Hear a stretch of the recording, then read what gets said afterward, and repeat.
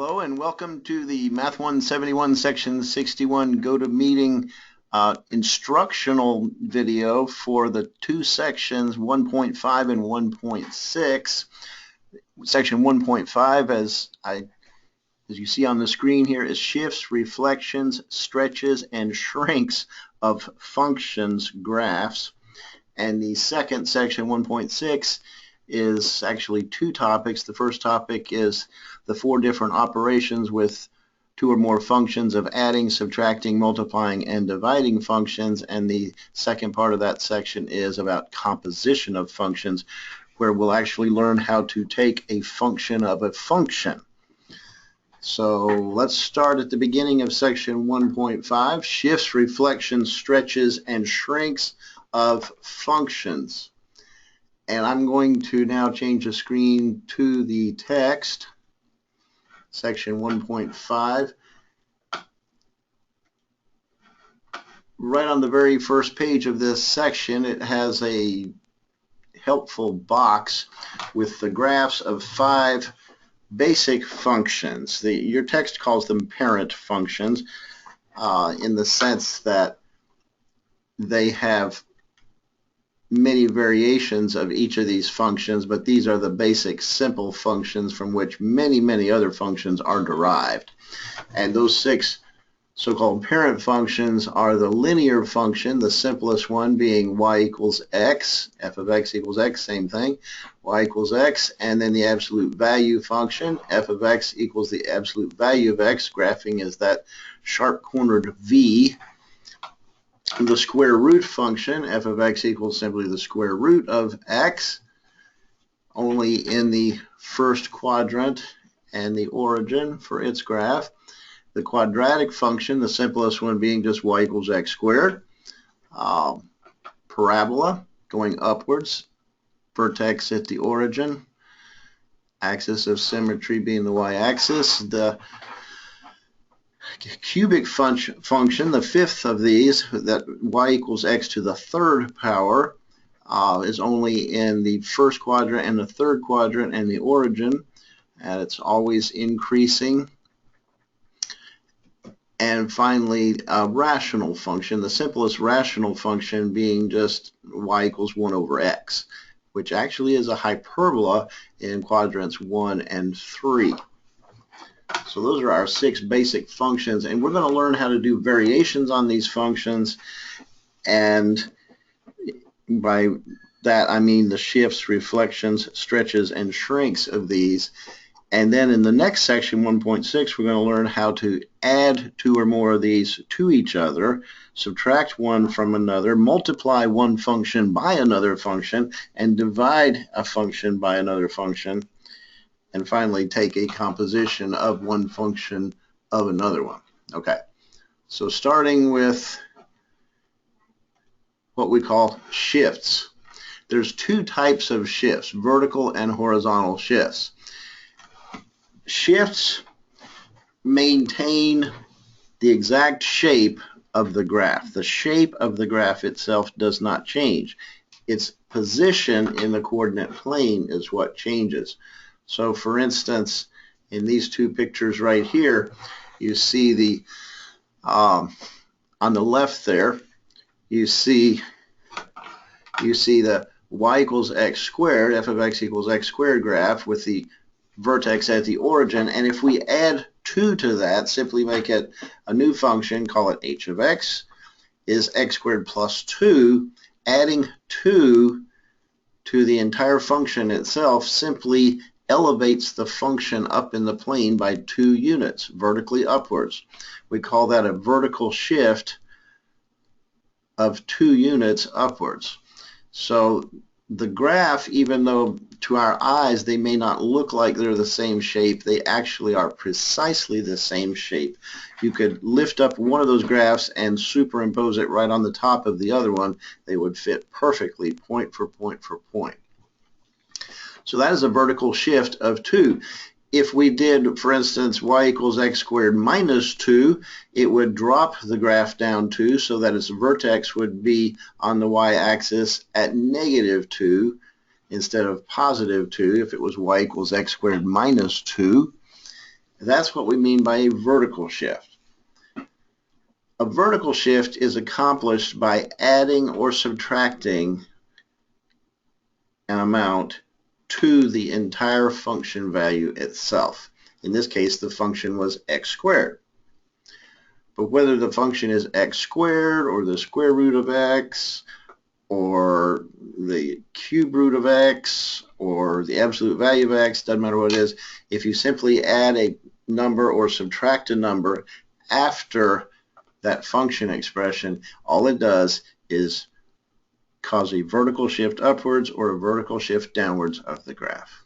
Now, if we actually change the input variable instead of changing the output variable, if we change what we are taking a function of by plus or minus a certain amount, that causes a horizontal shift instead of a vertical shift. For instance, once again, going back to our basic parabola, the parent parabola as we call it, f of x equals x squared, with the vertex at the origin, if we want to shift that to the right or the left, instead of adding or subtracting a number after the x squared, we do it inside the quantity being squared, because the function itself is a squaring function. So when we change what we are squaring, change the input variable, that causes a horizontal shift. So for instance, on this one, the second function in this graph on the right is g of x equals x minus 2, that entire quantity squared. Subtracting 2 from the x and then squaring it, and this may be contrary to our common sense, for most of us it is, subtracting 2 actually causes it to move to the right. It creates a horizontal shift to the right of 2 units. If instead we did parentheses x plus 2 quantity squared, it would cause the entire parabola to shift to the left by 2. And then, so horizontal shifts work just opposite from what we probably most of us would expect them to do. If you add a number to the variable, to the input variable, and apply the function to it, it causes a shift to the left. If you subtract a number from the input variable and then apply the function to it, whether it's squaring or square root or absolute value or whatever it is, then that's going to move it to the right. A summary of these rules is in this convenient table right here on the same page, vertical and horizontal shifts. A vertical shift of c units upwards, where c is a positive real number, is simply accomplished by adding c to whatever function you already had. That creates a new function, call it h of x, which is just f of x plus c. And then once again, if you start with any function, f of x, and subtract c, since c is positive, you really are subtracting something from f of x, that causes h of x to be a new function vertically shifted c units downward from where f of x was. Horizontal shifts. To create a horizontal shift c units to the right, our new function h of x would need to be f of x minus c.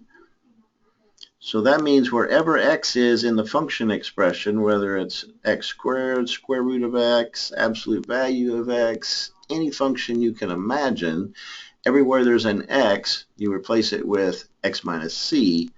That creates a horizontal shift c units to the right.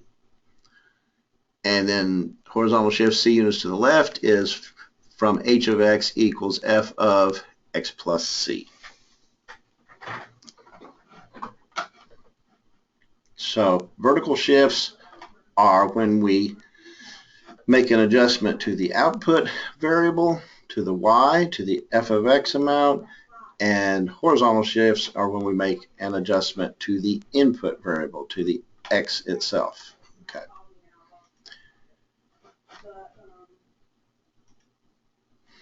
Now, reflections of graphs, we're going to be talking about reflections across the y-axis and reflections across the x-axis. the way these two reflections work is, for instance, with that graph you see right here, the upper one is f of x equals x squared, the parent quadratic function as we call it. If we apply a negative sign to that function, to the entire function, so we're not doing negative x itself squared, but simply the negative of x squared, that causes the whole graph to reflect across the x-axis like a mirror image down below the x-axis now, and that is the graph of negative x squared. That was a reflection across the x-axis, or as your text says, reflection in the x-axis. I prefer to say across, but either way. And that is always true with any function, whatever the function might be. No matter how simple or complicated it is, if you change the sign of every single term in the function, then you're going to reflect that graph across the x-axis, either from above it to below it or from below it to above it, whichever.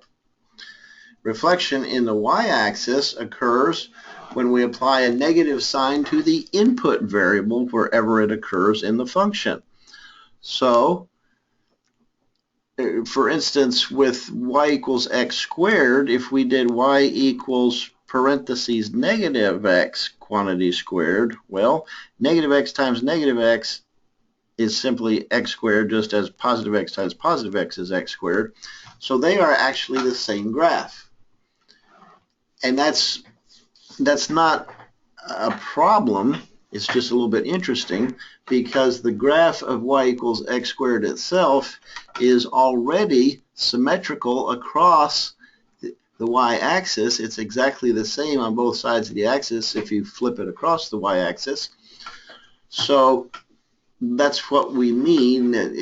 Y equals negative x quantity squared is the same as y equals positive x quantity squared, because they are the same. When you reflect that graph across the y-axis, it comes out the same.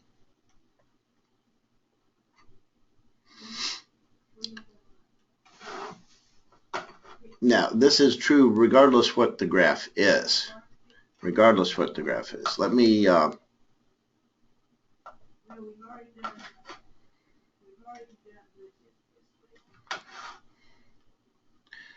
show you a couple examples of this. With the square root of x, for instance, this upper graph right here, f of x equals the square root of x. If we apply a negative sign to the outside of that, then we simply get negative the square root of x, and that graph is the upper graph reflected across the x-axis. But if we apply the minus sign inside the square root, so that the new function h of x equals the square root of negative x, that causes a reflection across the y-axis. So now in this graph here, this graph that I'm marking with the cursor here, f of x square root of x on the right, h of x equals square root of negative x goes off to the left. It's the same graph, just reflected across the y-axis. And here's where we put a couple things together here. Now we're going to do a horizontal shift and a reflection across the x-axis. So for now, this new function down at the bottom down here in this lowest picture, k of x equals the negative of square root of x plus 2. Well, the plus 2 to the x input variable causes a horizontal shift to the left by 2, and then the minus sign outside the square root causes the reflection across the x-axis. So it's down below the x-axis with its endpoint at negative 2 instead of at 0.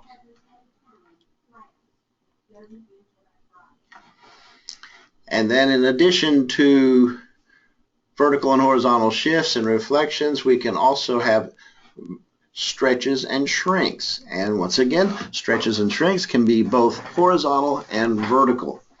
So, for instance, a vertical stretch or shrink is when we multiply the entire function by some constant. And if we multiply it, once again, let's pick C as some positive number. If we multiply C times the function, it's going to create either a vertical stretch or a vertical shrink. What's the difference? Well, if we multiply by the function by a number that's greater than 1, it's going to stretch the function upwards. The function is going to, so to speak, stretch upwards faster. With respect to the same change in x, y is going to change that many times faster, whatever the number in front of the function is, the multiplying factor. But if c happens to be less than 1, we're multiplying the entire function by an amount less than 1, in between 0 and 1 specifically, that causes a vertical shrink. It causes the function not to increase so rapidly.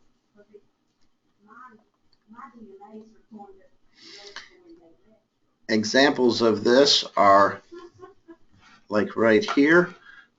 In these two pictures, the one on the left, we've got the basic absolute value function, f of x equals absolute value of x in the light color here, and then h of x is 3 times the absolute value of x, is a graph that's going up 3 times faster than the original one.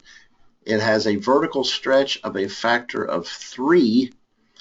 So for instance, from 0 to 1 in the x direction, with absolute value of x, if you go from x equals 0 to x equals 1, y goes up by 1. But for 3 times the absolute value of x, from x going from 0 to 1, y changes from 0 to 3, 3 times as much as 1. In other words, like we said, it's stretching up faster, 3 times faster. It has a vertical stretch of a factor of 3 because of the function amount being multiplied by 3. The one just to the right, we're multiplying the function now by something less than 1, just multiply it by 1/3. And so g of x now being 1/3 the absolute value of x, the absolute value function for that goes up much slower. It has a vertical shrink, as we call it. And so from x changing from 0 to 1, this new function, 1/3 the absolute value of x, y has only changed from 0 to 1/3. So it's going up only 1/3 as fast. It's a vertical shrink of a factor of 1/3. Okay, so we create vertical stretches and shrinks by multiplying an entire function amount by some constant, either greater than 1 or in between 0 and 1. It's always a positive number. For instance, what happens if we multiply a function times a negative number? Well, then you also not only create a vertical stretch or shrink, but since the number is negative, you're actually doing a second kind of transformation. You're reflecting it across the x-axis also. So that's what the negative does. So we're just considering positive numbers here just to deal with one type of transformation at a time here. So those are vertical stretches and shrinks. What about horizontal stretches and shrinks? Well, we create horizontal stretches and shrinks by multiplying the input variable, the x variable, by either a number greater than 1 or a number between 0 and 1. And this is where, may I suggest, once again, this is probably going to be opposite from most of our so-called common sense. With a vertical stretch or shrink, if you multiply the entire function by a number greater than 1, it goes up faster. If you multiply it by something less than 1, it goes up slower. Okay, that seems to make sense. But with horizontal stretches and shrinks, when we multiply the input variable by a number like this one right here, h of x is f of 1/2 x, with the graph of f of x equals 2 minus x to the third. Well, the original graph of 2 minus x to the third is in the light gray there. And then when we do a horizontal transformation here, f of 1/2 x, this causes multiplying the x by a half, a number less than 1, causes a horizontal stretch of a factor of 2, the reciprocal of 1/2. So that's what we get right here. You can see this graph is, in a sense, it's stretched out to the right and to the left. It's horizontally stretched out. It doesn't go up as fast or down as fast. It goes more to the right before it goes down and more to the left before it goes up. So horizontal stretches and shrinks, once again, are just opposite from what we might think. If we multiply the input variable by a number less than 1, that causes a horizontal stretch.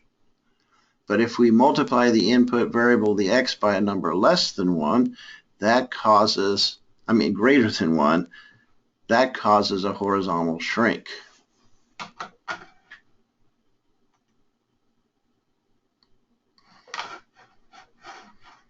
Okay. Now, for instance, I'm going to call up Desmos. Okay, well, let's see here.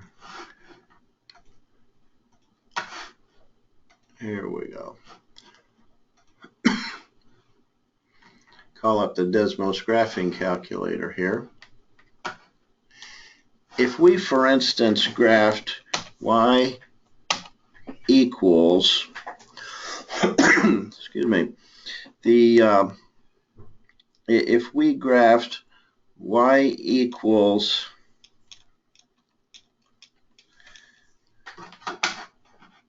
the square root of x minus 2. Well, there's a horizontal shift of a factor of 2 from the basic square root function, which of course would have its endpoint at 0, 0. Now it ends at 2, 0, and then goes up forever to the right. If we wanted to create a horizontal effect on this, a stretch or a shrink, we could multiply the input variable x by some number. Let's put a 1/2 in front of it.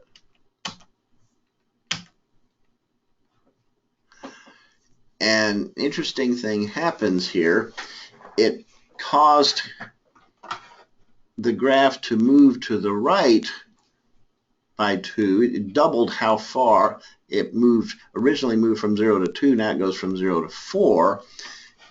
And it's also changing the rate at which it rises over here, and that's a little bit hard to see. So let me put this other one back up too also. Y equals square root of x minus 2. So the new one with the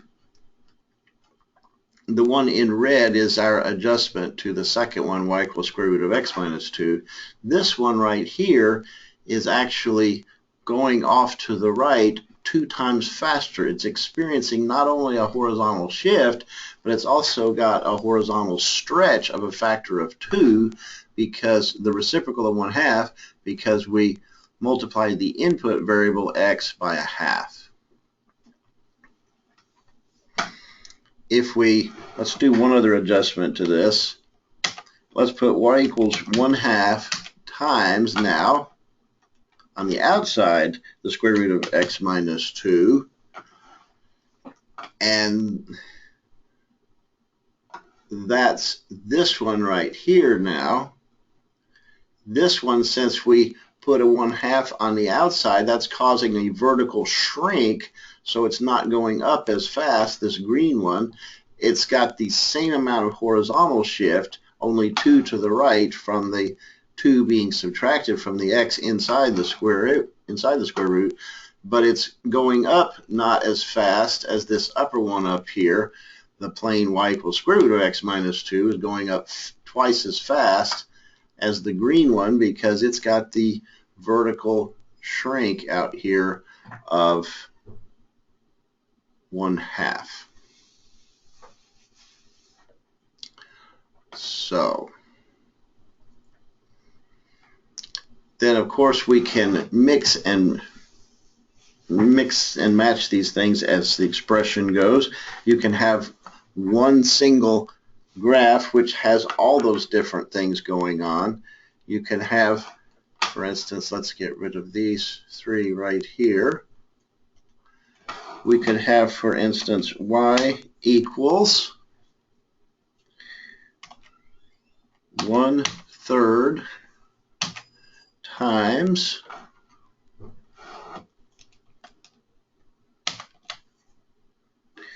x minus 3, close the parentheses, squared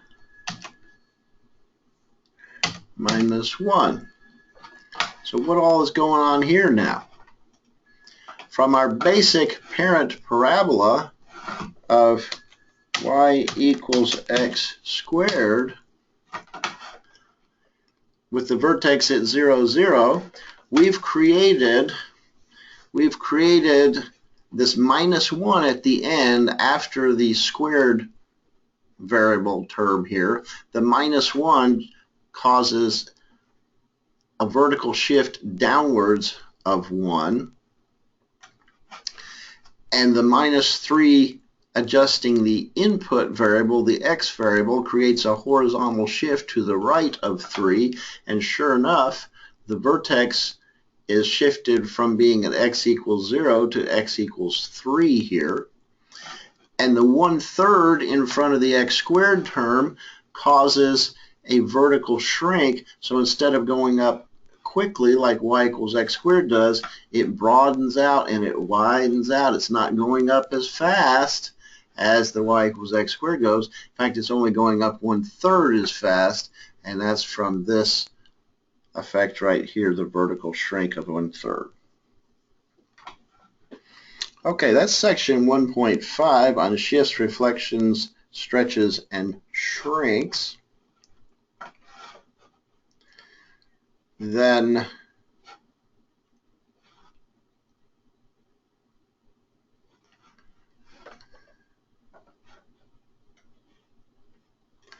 okay, no, it's over. There we go. All right, so now let's go on to the next section, combinations of functions, 1.6. Now, in this section, the first part, may I suggest, is fairly simple, what we call arithmetic combinations of functions. You do not get graded on your pronunciation in this class, but that word that looks like arithmetic is actually an adjective, pronounced arithmetic combinations of functions, as opposed to combinations of functions that are not arithmetic, like we're going to get to in a minute with compositions of functions. But arithmetic combinations of functions are, yes, like we used to do with arithmetic, add, subtract, multiply, and divide numbers. So now what we're going to do is add, subtract, multiply, and divide different functions with each other. And it really is as simple as that. So like you see, for instance, on the screen right here, if you have the two functions f of x equals 2x minus 3 and g of x equals x squared minus 1, we can add, subtract, multiply, and divide those two functions with each other just like they show right here, f of x plus g of x. Well, that means the f of x expression added to the g of x expression. So you have 2x minus 3, and they put it in parentheses just to emphasize the fact that that is the single function unit, plus the x squared minus 1 expression, the g of x function. Then drop the parentheses and combine the like terms. And yes, it's as simple as that. So 2x minus 3 plus x squared minus 1, putting the exponents in descending order, gives us x squared plus 2x minus 3 and minus 1 gives us minus 4. And that is what we call the sum of the two functions.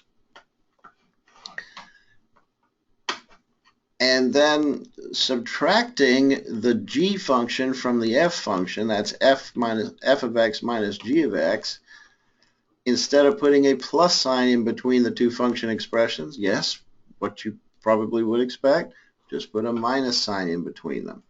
And with the minus sign in front of the x squared minus 1, of course, that's going to be minus x squared, and it's going to be minus the negative 1, which is going to cause it to be plus 1. So the constant at the end is minus 3 plus 1, giving us the minus 2 here. And then you have the negative x squared plus the 2x minus 2 as being the difference of the two functions. That's the technical term for the answer to a subtraction problem. It's the difference. So then multiplying the two functions, f of x times g of x, you simply take each function expression as it's given, the quantity 2x minus 3, of course in parentheses, times the g function quantity, x squared minus 1 in parentheses, and perhaps you would know this as the FOIL method, F-O-I-L, first outers, inners, last. You multiply the 2x times the x squared, get 2x to the third, 2x times negative 1, and get negative 2x. Negative 3 times x squared, get negative 3x squared, and negative 3 times negative 1 gives a positive 3. And so 2x to the third minus 3x squared minus 2x plus 3 is the product of those two functions. The quotient of those two functions is simply one of them divided by the other. In this case, we're dividing f of x by g of x. So f of x divided by g of x is just 2x minus 3 divided by x squared minus 1. That's your answer. You can't simplify that algebraically. They have put a note here which we do need to understand. For this brand new function, which consists of f of x being divided by g of x, 2x minus 3 over x squared minus 1, because the denominator cannot equal 0, that would make the function undefined, therefore x cannot equal either positive 1 or negative 1. Now it may not always, for instance, explicitly state that, but we're supposed to recognize that any number that would make a denominator in a function expression equals 0, that particular value of x is not in the domain of the function. So it's excluded from the domain. The function does not exist for those values of x. Also, let's comment the fact that f of x minus g of x is not going to give us the same answer as g of x minus f of x. That would give us the same terms and the same numbers, but every single term would have a reverse sign.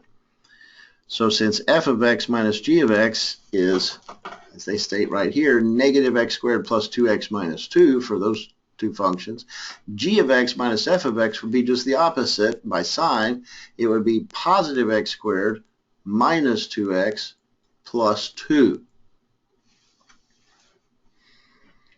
And f of x over divided by g of x, again, if you did it the other way, if you did g of x divided by f of x, you would get the reciprocal of this expression.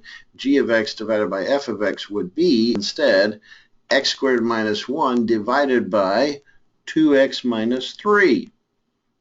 And no longer would you have a problem with plus or minus 1 for x values. That would be fine. You would have a new problem that 2x minus 3 could not equal 0, because that's your new denominator of your function amount.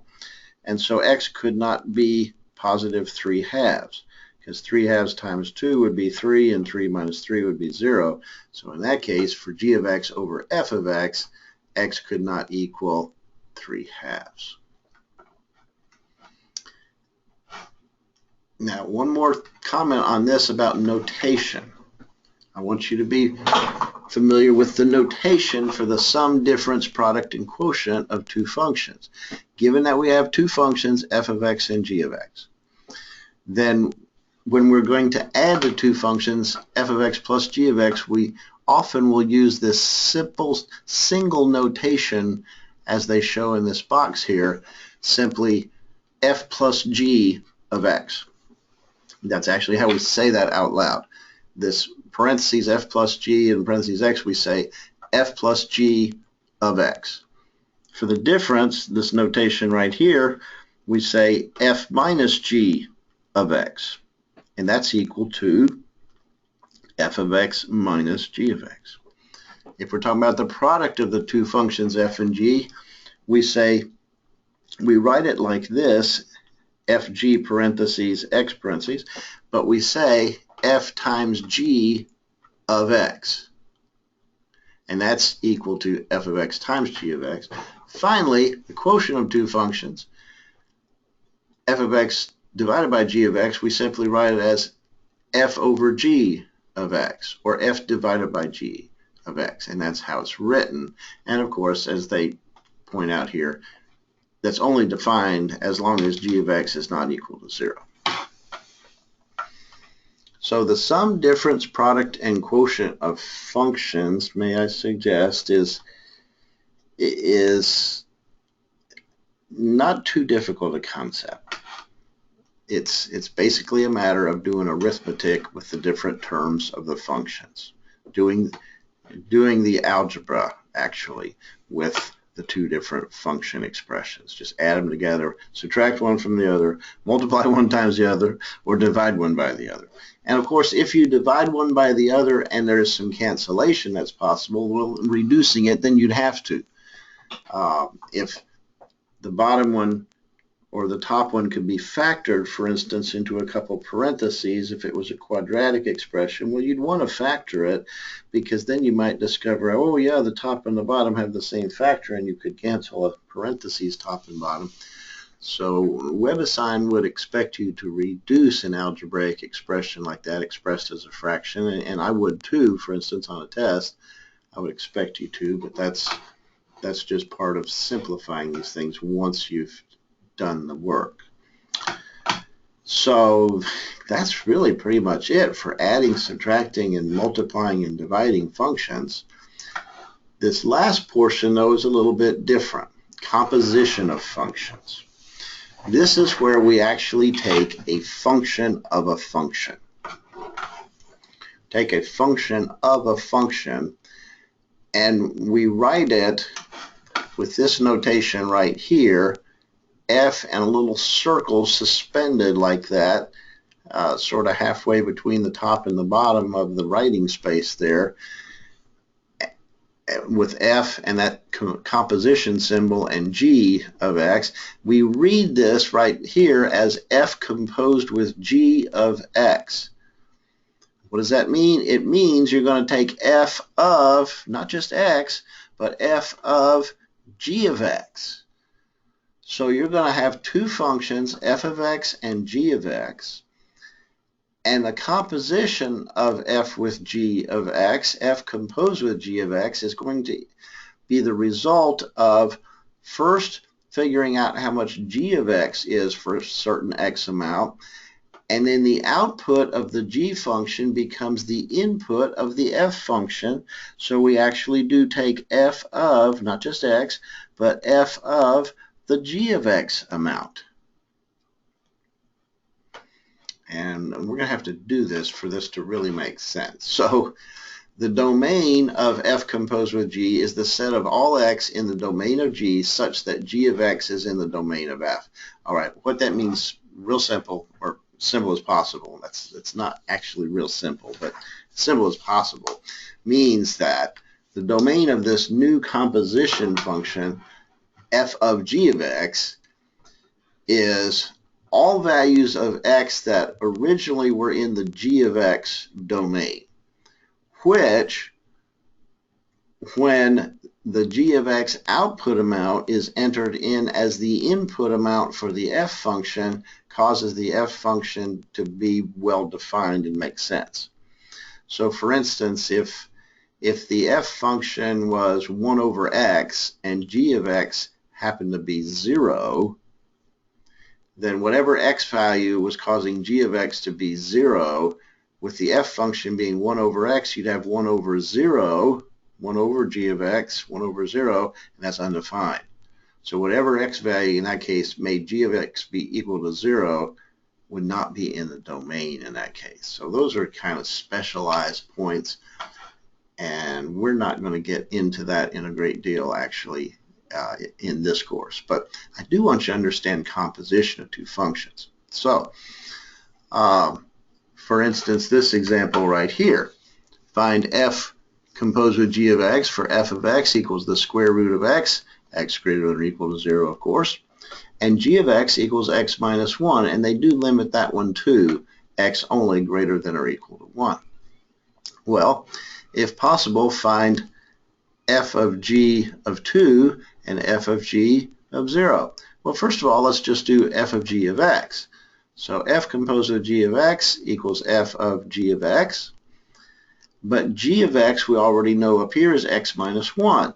So that means we put in x minus 1 in the parentheses for what we're going to take the f function of. And so the f function is to take the square root of whatever the input amount is. And now the input amount has changed from just being x. It's now g of x, which is actually x minus 1. So we're going to take the square root of x minus 1. Again, for x greater than or equal to 1. And so that is f of g of x. That's f composed with g of x. It is now this brand new function, square root of x minus 1. Notice that is not the same as either f of x, which was the square root of x, or g of x, which is x minus 1. It's a brand new function, call it h of x or whatever you like. It's the square root of x minus 1. And now what do we mean by f of g of 2? Well, may I suggest that's not hard. F of g of x is square root of x minus 1. So now we're letting x equal 2 and asking ourselves how much f of g specifically of 2 is. So we simply plug in 2 for x into our f of g of x expression, the square root of x minus 1. So f of g of 2 is simply equal to the square root of 2 minus 1, which is the square root of 1, which is 1. But what about f of g of 0? Well, if we try to plug in 0 for x into the square root of x minus 1 expression, we get a problem, because 0 minus 1 is, of course, negative 1, and we cannot take the square root of negative 1 and get a real number answer. So that means that f of g of 0, f composed with g of 0, doesn't exist. It's not defined. So that function, that composite function, f of g of x, does not have 0 in its domain. F of g of 0 is not defined.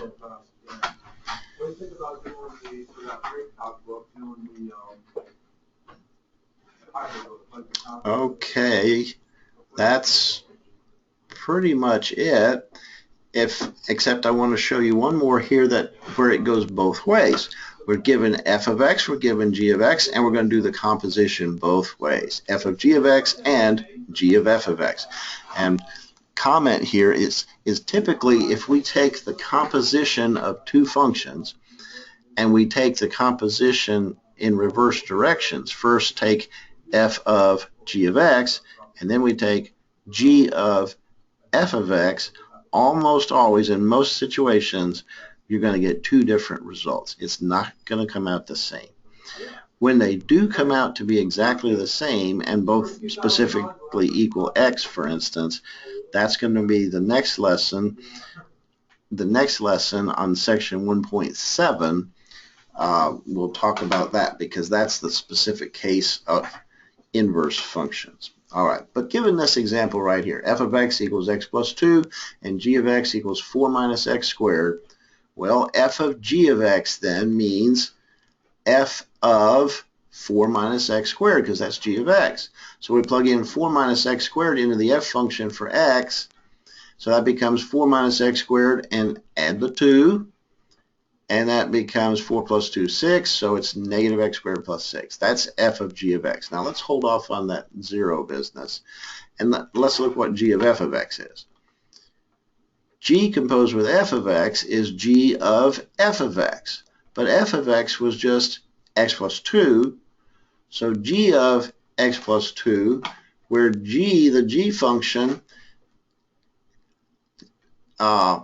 is 4 minus the input variable squared.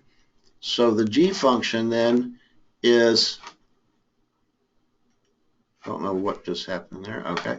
So the g function is 4 minus x plus 2 quantity squared.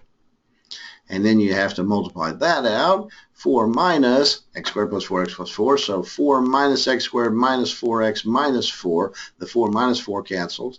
And we have negative x squared minus 4x. Here's my point.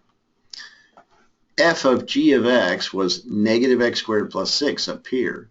But g of f of x is quite different. It's negative x squared minus 4x. And that's not a problem. That's not a mistake. That happens with most pairs of functions. If you take their composition one way and then you do a reverse composition the other way, almost always you get two different function answers. And of course, on both of these, we can input either 0 or 1 for x, and it comes out perfectly fine on both of them, no problem. The main point I wanted to show you there is that the composition f of g was not equal to the composition of g of f. So that is composition of functions. It's probably new for many in the class here, but working through the homework problems should help you get a good understanding of this. And as always, please let me know if you have any questions. And that's it for this lesson. Again, the next lesson will be on section 1.7. And wish everybody have a good day here. Thank you for watching here, and I do again hope this is helpful.